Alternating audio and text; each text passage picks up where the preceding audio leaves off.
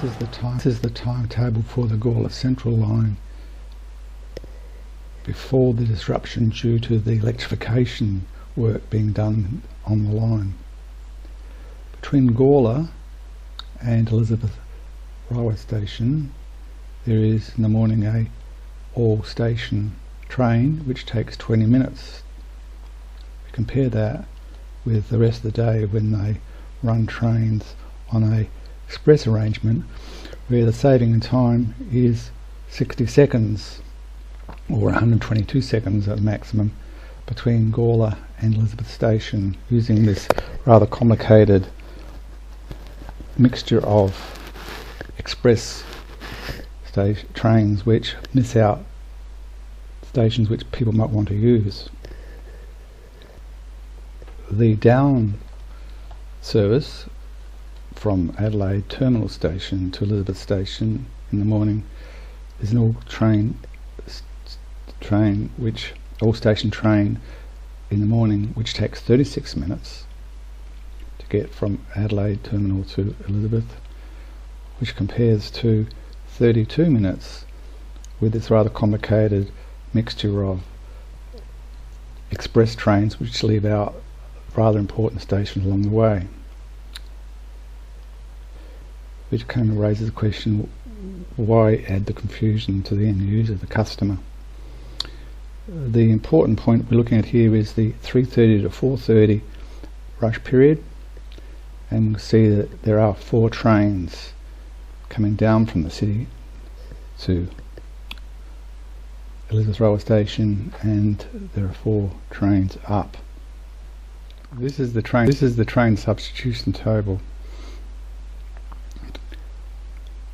page 3 of 8 pages, and we're looking at getting from Adelaide railway terminal station, and so we go to stop D on North Terrace, and we're going to Elizabeth railway station, and we'll come to zone C, and we'll find in the 3:30 to 4:30 time slot there are 9 express and 4 local buses, a local bus stops at all stations.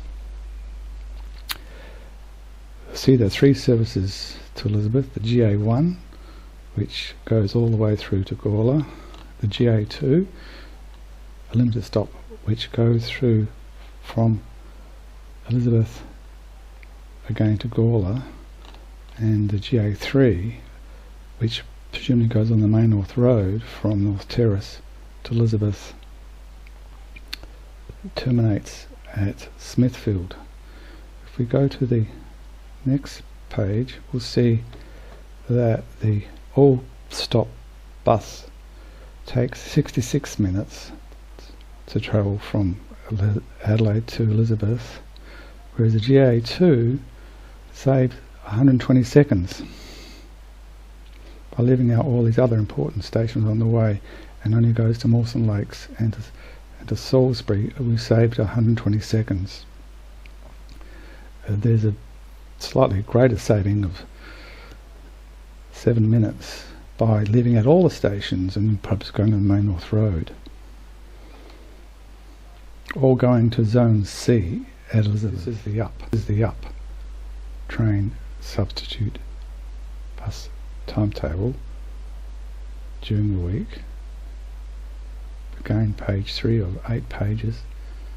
There are 12 buses coming to Elizabeth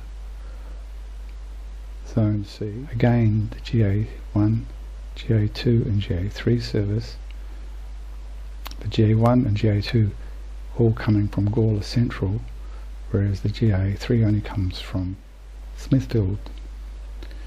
The trip from Gawler Central with the GA1 all stop local bus is 40 minutes, and there's a small saving of 5 minutes by leaving out all these other important stations between Gawler Central and Elizabeth Zone C. 12 buses are coming to Zone C at Elizabeth railway station. So we can see that in summary, Zone C at Elizabeth railway station in this rush period 3:30 to 4:30 is going to have 13 buses come down from the city to zone C, and the same zone is going to receive 12 buses up from Gawler.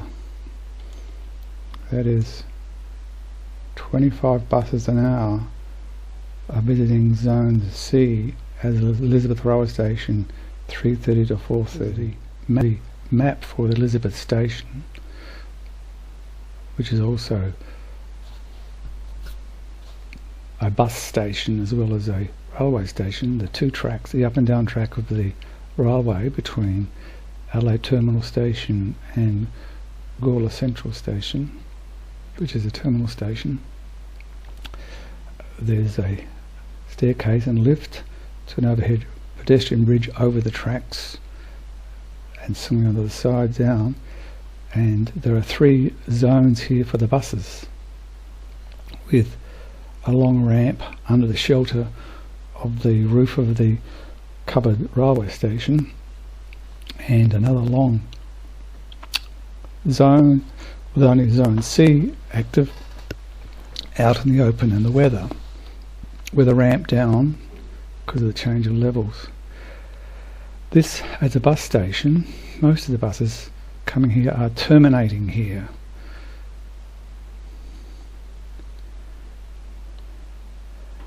And we're particularly looking at bus zone C, and we see that the 224, the 400, the 430, the 500, the 600 and the 60 and the J1 bus all terminate here at Elizabeth Station. They're all terminating here at C. The Elizabeth Railway Station is an interchange for trains coming from Monopara and Gawler to the north, and also the point of entry onto the buses going to Lower McEwen Hospital. The zone C is shown overhung. No mention is made here that the GA1, GA2 and GA3 buses stop here at zone C at Elizabeth. So between 3:30 and 4:30 in zone C, passengers not only have to deal with 6 bus routes coming here, but 6 clashes of the train substitution bus system. It's just the first step is that the up buses should be on a separate zone to the down buses. This would involve the creation of a new D zone and having the local buses and express buses stopping at separate zones for both the up and the down. The upside being underneath the shelter of the existing railway station, because the upside in the morning is where most people will be waiting in the cold and wet in the winter time.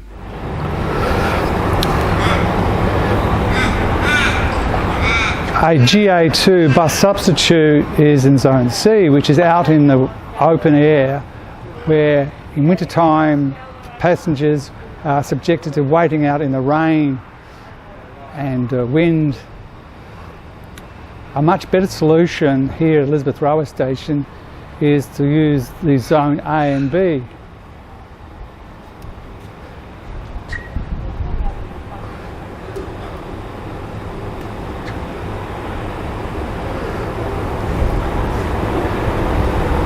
We can see that zone A and B are under protection of the rain and weather, and so be much more comfortable for the people waiting. So we have here this real-time display showing 4:30 going to Elizabeth, J1 going via Lower McEwen Hospital, the 224 going to Lower McEwen Hospital, and so on. And at the moment the train's not running. This is up here, zone A. and that is the zone C.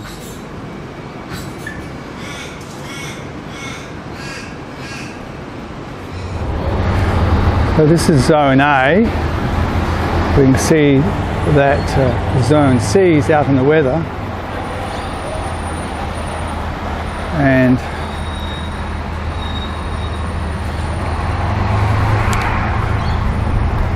there's a long section before we get to zone B, so there's plenty of room here for buses to come in a protected state.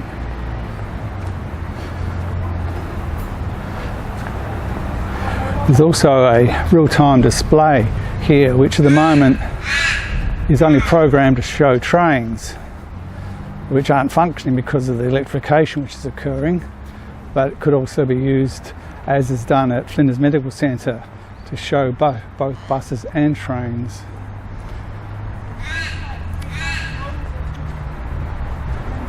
This is zone B, 415, 452 and 900 buses.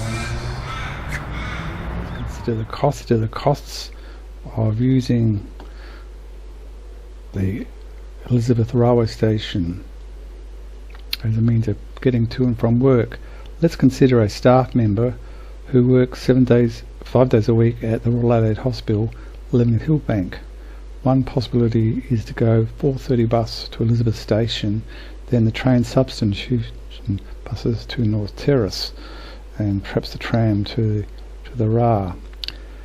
The Royal Adelaide Hospital has a car parking weekly ticket of $47 per week, which works out at $9.40.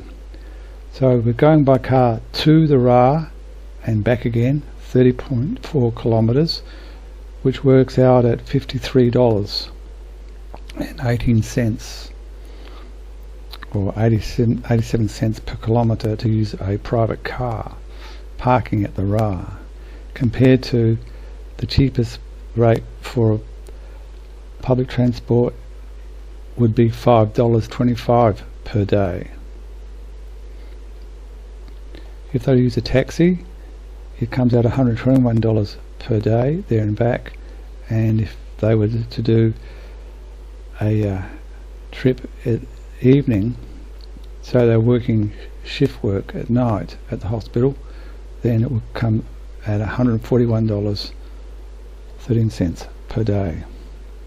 So we can see that public transport in Adelaide is very cheap given the distance of 30.4 kilometres. Thank you for coming to this point in our movie. I'd like to acknowledge the receipt of the letter from the South Australian Public Transport Authority, in which they are mentioning that they've fixed up the information here in Zone E at Tifty Plaza about buses going to the Lower McEwen Hospital and to Elizabeth, and also how they fixed it up at Zone C at Elizabeth Railway Station, and bus stop 54B on the eastern side of Haydown Road. And also thank you to Francis Bedford, who rang me about the importance of trying to increase the number of buses going to Lower McEwen Hospital in the evening to serve the eastern section, the southeastern section of the northern Greater Adelaide zone for the health department and the Lower McEwen Hospital. This involves the seats of King, Newland, as example. Hillbank was being used in this video as a demonstration of people who would be wanting to use the bus transition at Elizabeth Station because of the electrification occurring. Now, one of the main issues is that we're actually not paying enough for our public transport in Adelaide. But that's another story. The issue is that if people feel comfortable with the public transport, it's suggested they'll use the public transport. Here at Tifty Plaza, this interchange has gone through a number of evolutions And now the people here in the seat of Newland love the interchange because it has protection from the rain in the wintertime with all these verandas along the platform. We compare that with Elizabeth Railway Station, where platform C is out in the rain. So it suggested that if the platform C and platform D, the proposed platform D, had roof above it, then people would feel much more comfortable as they wait for their buses. The other issue about confusion. With so many buses coming and going with just symbol of GA1, GA2 or GA3, and the fact that the only way you'll know if the bus is going up or down is by looking at the front of the bus. People who are standing on the side can't come around to see the front of the bus. So therefore there's going to be some confusion. When I was there, people don't like being videotaped. So I didn't videotape the rush hour period with the bus transition for the trains, but I remember it was raining, and I remember there was a young man in the people waiting who was calling out which buses were going where, so that people could get on the correct buses, because there are a number of occasions where people got on the bus going in the wrong direction. So instead of going north, in other words down from the city, they actually ended in the other direction, which is a real problem if you're actually on an express bus, which is not going to stop. So the key thing is, if people feel comfortable, then they'll tend to use public transport. The people of this area are so comfortable now with this interchange and also with the protection by verandas at Paradise Interchange that this bus system carries more passengers than all of the trains in Adelaide. And also there are so many people using the bus system because they feel comfortable that this section of the Adelaide transport system has full fare box recovery. So it's suggested that platform C at Elizabeth Railway Station should have a roof protection, and that the up and down of the bus transition for the electrification should be implemented so that people can go to a particular platform with a sign clearly showing what buses stop at that point, and not have to rely upon young men calling out which way the bus is actually going to go. People will travel on public transport in Adelaide if they feel comfortable. Thank you.